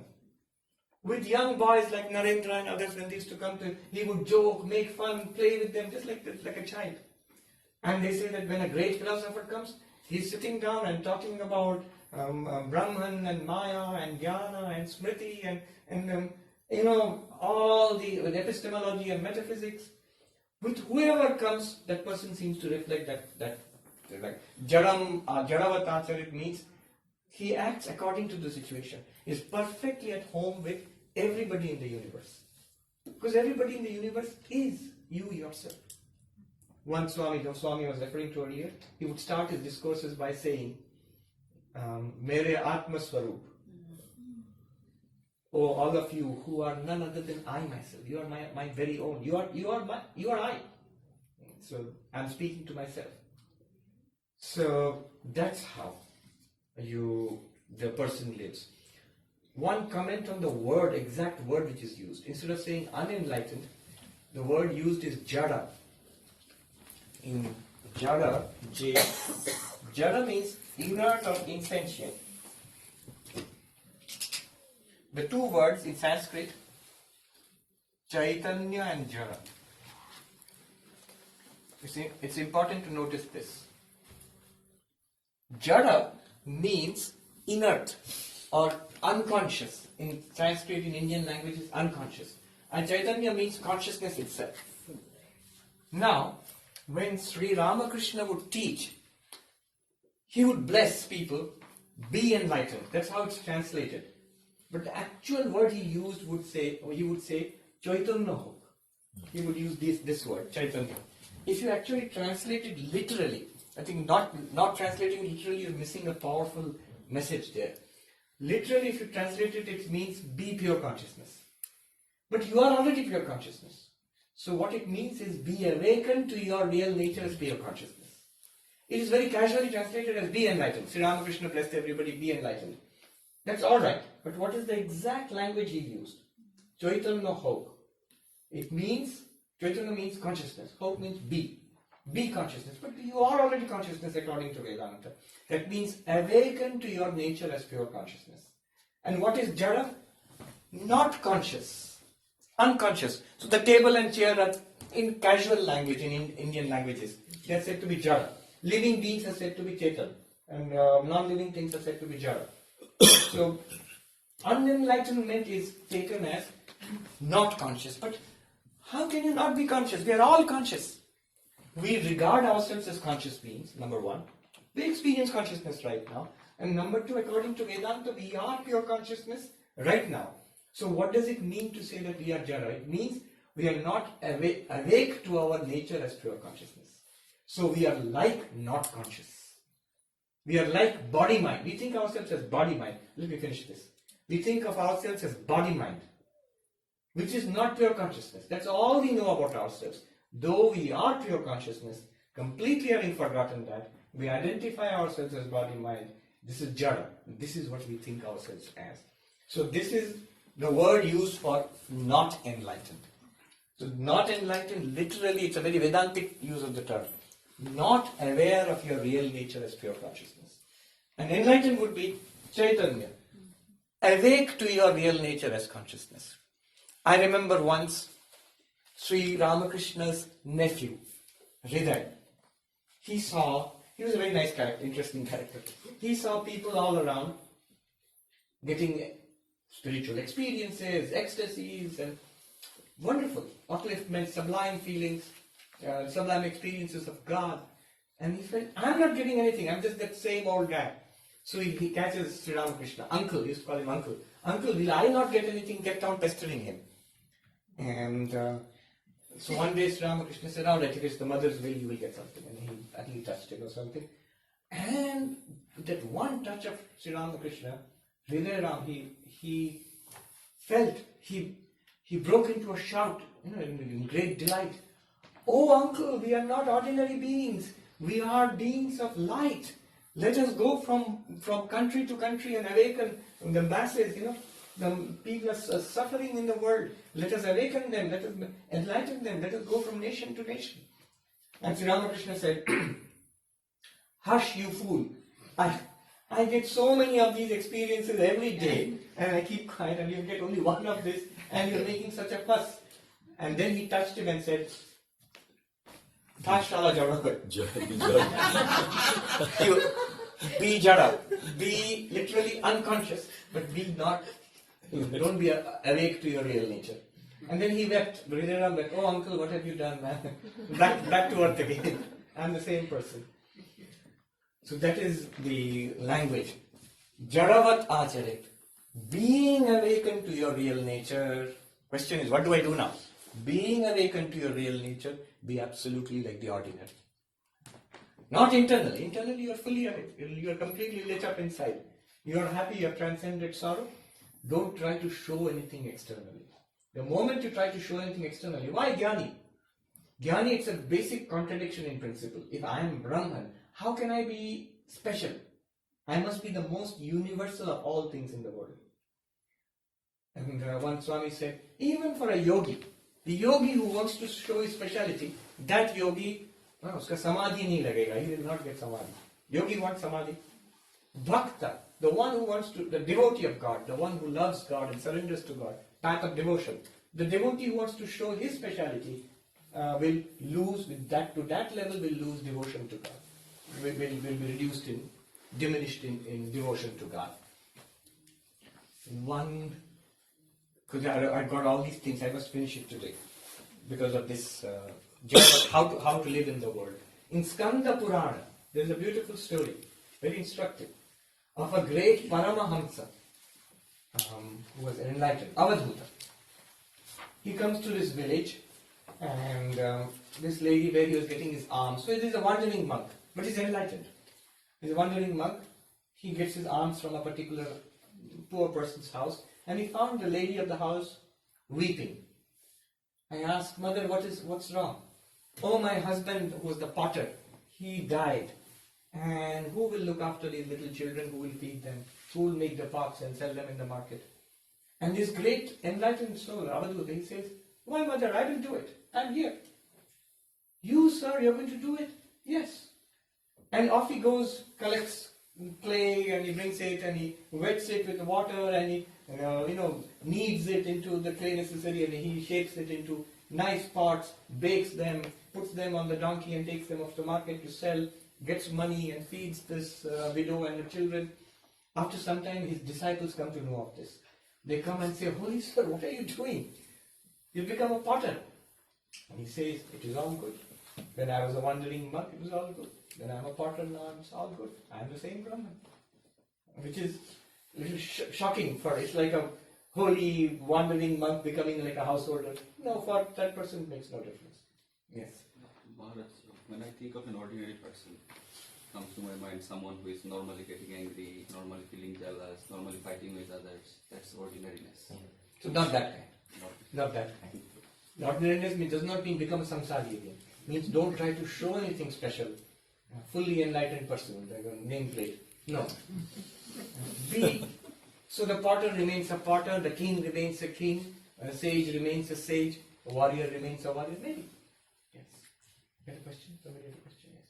In Taoism, they say enlightenment is not a destination. Yes. It's a daily state of being. Yes. Do you see? It's not a thing to be attained. It is the reality. Most of us think it's something to be, it's like the destination, it's the end point. It's not the end. Once you reach that end, you realize that it's the reality in which you live all the time. You are living in a dream earlier. Let me finish this. Hold on to the questions. By the way, we need to, in this class we can keep the questions coming. I got a complaint about the Gita class, the people who listen to the recordings. So the Gita class, what we're going to do is, we're going to hold the questions till the end, and the people are going to come there and ask the questions so that the questions are also recorded. There are a lot of people who listen to the recordings across the world, and they are annoyed because they can't hear the questions. And they said, don't allow the questions in between the class. Finish the class and then allow the questions. But this is a study group, so questions should keep coming. Okay, what else did I want to say in this? Jaḍavallokamācaret. Yes. Whoever, speciality. Whatever one thinks of, what one gives importance, that's special. The one monk told this story. There was this multimillionaire, very rich person, who was interested in Vedanta, and he would study Vedanta, and there would be a group of people around him who would listen to Vedanta. This was a long time ago. And this monk also, he used to go there, and a great monk at that time, non-dualist teacher, he would also come. This monk said, even when that great teacher of non-dualism, a monk who would come to that discussion, this teacher, he would not get up. Because the ego is the ego of money. I am rich. But very interestingly, one day the talk was going on and somebody said, the richest person in India at that time, Ghanshyam Birla. So he is coming to that place, that town, not even that house. And this man, he gets up quickly and says, wait, he goes, washes his face and puts on his shoes, and off he goes to receive this person who is much richer than him. Because money is important to this person. And not, similarly for a knowledgeable person, that person is, for that person, a more knowledgeable person, a person with greater degrees, a much wonderful person. About sadhus, I've seen in Uttarakhand, the more austere you are, the more worthy you are of respect. So, I remember once I went to meet this Naga sannyasi, who was sitting in bitter cold, even colder than this, outside, wearing only a loincloth. Usually they are completely naked, but this guy was wearing a loincloth. And he was sitting outside, near a fire, on the bank of the Ganges in Gangotri. And he saw me. I was more or less dressed like this and had a cap. And I didn't have a shirt, but I had a shawl around myself. The first thing he asked me was, "Ye kya pehn rakha hai? Sab khol diya idhar baith. What's all this you have put on yourself? All this silliness. Take it off." Silliness means warm clothes. Take it off and sit down here. I would have got pneumonia if I had tried to do that. I don't know how he does it. They have techniques for generating internal body heat. But see, for him it's a prestige to be naked in cold. So whatever speciality you have, one tends to stick to that. Brahman is non-special, is universal. Jaḍavallokamācaret. Be like the most ordinary of people. What else did I want to say? Okay, so this is the second thing he says. The first thing he talked about, the qualifications. Second thing is continuously keeping your mind on Brahman. We learned about 3 stages of that. And how to behave in the world. So we've already got advice, post-enlightenment. So you are coming very close. Get close to post-enlightenment advice. Oh, the story which I told you earlier, many times earlier, but let me just share this. This wrong idea about enlightenment, what you said about being a destination. You said it, right? This young man I saw in the Himalayas, he was sitting under a tree and reading Ashtavakra. And he was guy from Wall Street here in New York. And he was studying, he looked unhappy. So he's gone up to the Himalayas, picked up the highest, literally the highest place in the world, the Himalayas, and the highest book of non-dualism, and sitting under the tree. Why is he unhappy? He says, I'm not enlightened yet, and I've taken 2 months sabbatical from my job. I have to go back and join my company. It's a really good job in a multinational company, and I'm not enlightened yet. And I sort of mumbled and said, no, it will take some time. No, it's not like that. You have to take it slow. He said, I don't like that attitude, Swami. It has to be done. So I said, good for him, but the thing is, it's a to-do list. 1, 2, 3, 4. By the end of the vacation in India, be enlightened. And then it's back to the Wall Street job. That's not how it works.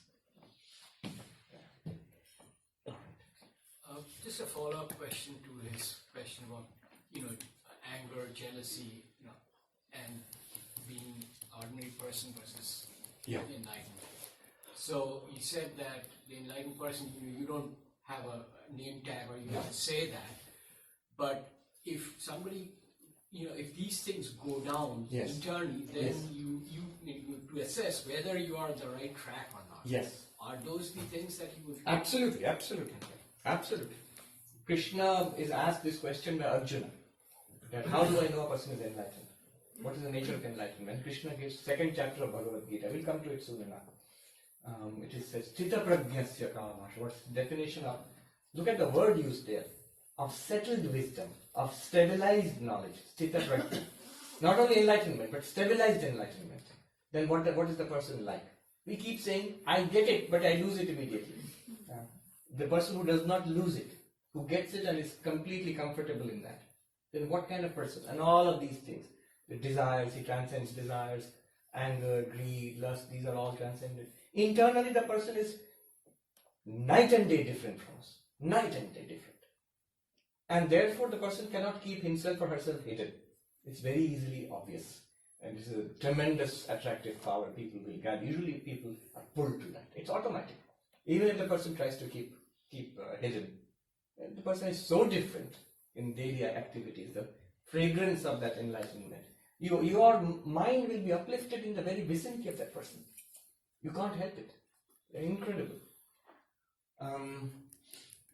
So, the next 2 verses are there, 37 and 38. I had hoped to touch 37 today, but anyway. So, next time we'll do 37 and 38, very powerful verses.